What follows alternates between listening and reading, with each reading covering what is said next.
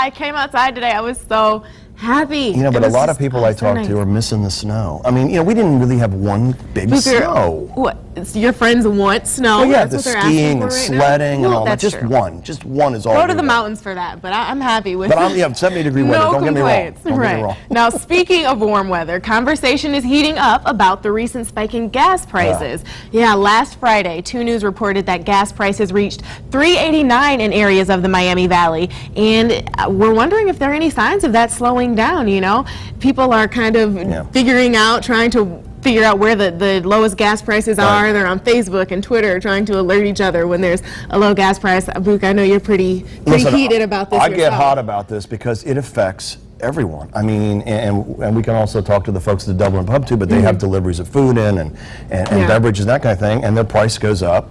Right, because gas goes up, so then you go in and eat, then they have to pass that price along. Yeah, it's definitely a domino effect. So it's all, and it's like we have so much oil. Now, don't get me started, because on my Facebook page, I'm like the grumpy old guy when it talks about gas, and I'm one of those guys that'll look around on Gas Buddy or go to our website and check it out and see who's got the lowest gas prices, and I will drive there. I'll probably spend $10. See, and that's what I don't get. The people who are, so many people in my family are so set on going wherever it takes to save 10 cents a gallon, and I'm like, by the time you get to the pump, you wasted $5 to save $3. So you're right. You're right. It makes no sense, but it's a mind thing. You're thinking, you know, when I'm saving 6 cents a gallon doing this, I'm going to do it. Yeah. But it's like, you know, it's all about speculators. These speculators out there speculate there's going to be a war in the Middle East. They speculate, you know, that what a leaf is going to fall in Iraq, something, and then immediately the price goes up. So it's unfortunate in our country now that the speculators have this kind of power to raise gas prices like this. And I know we're looking at alternative energy and all that, right? Yes. But we need something now. I hate to say drill, baby, drill, but oh gosh, well,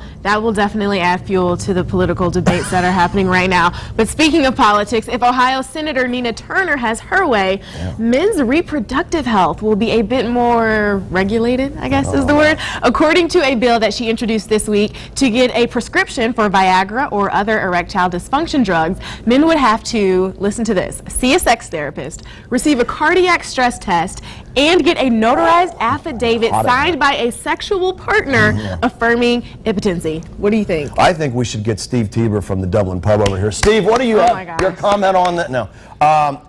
Well, you know what? You see it every day, though. You're watching television, and how many male enhancement products are out there. It's crazy. It's like, you know, not to, I don't want to, you know, set the world on fire here, but it's like all men in America are impotent. I don't know what is going on. Well, I think in her case, some people are wondering if this is an issue of male versus female. Turner's bill is one in a trending list of those submitted by female lawmakers to regulate men's health. And they're wondering if it's a reasonable bill, if they're just trying to prove a point with this, if you're going to regulate birth control and who can or can't get it for women. This is what we're going to propose for men. But then there you go again on, do you want too much government or not enough government? So, I mean, you want them interfering in that or not? I mean, well, sure, but it's women feel as if government is strongly interfering with theirs, so they're like, if you're going to do it this way, we're going to do it to you guys also. But it's a big moneymaker. So it is a big moneymaker, but it will be interesting to see if that causes a decline in profits. Yeah, it's a good thing I don't need that.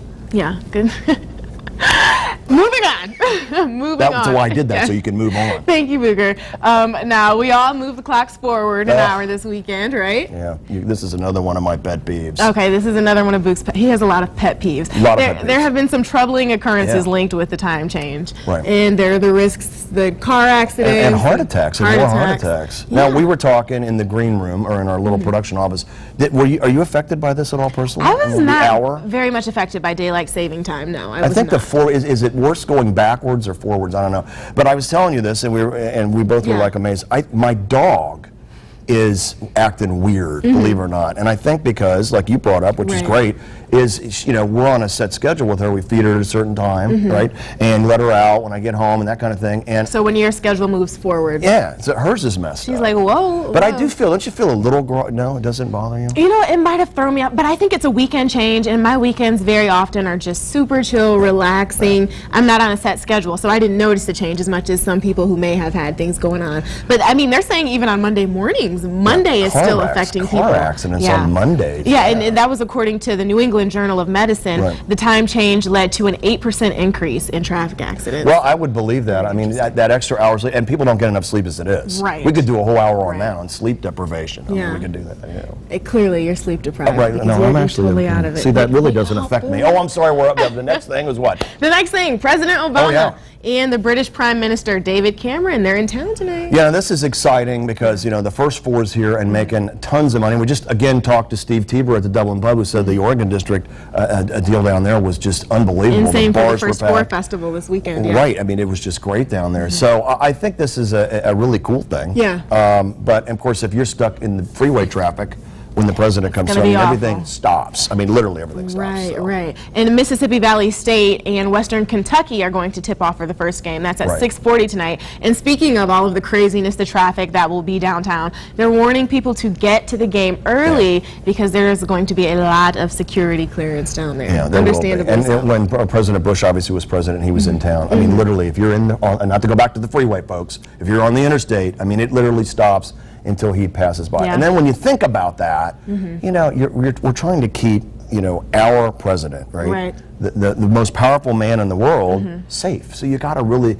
and you know there's some crazy people out there, so you really have to cover all the bases. Now, don't do that. The Secret Service is watching. They'll be over here checking. We're kidding. He's cool. But no, I mean, think about what they have to do. You have to check under bridges and bathrooms and, I mean, everything. So, but the weird part, though, is going to be if your favorite team is playing and you have to go to UD, and you got to wait in line to go see your favorite, you know. So it's a bit of an inconvenience, but for an understandable reason. So it will be really cool to see how this all plays out. We're on a national stage right now. You know, Dayton, all eyes are on us for the first four, and the political prestige that's going to be at the game. NBC Nightly News tonight, of course, will have a report. They'll have all their White House crew here, so we'll be, you know, Dayton, Ohio. We're right here.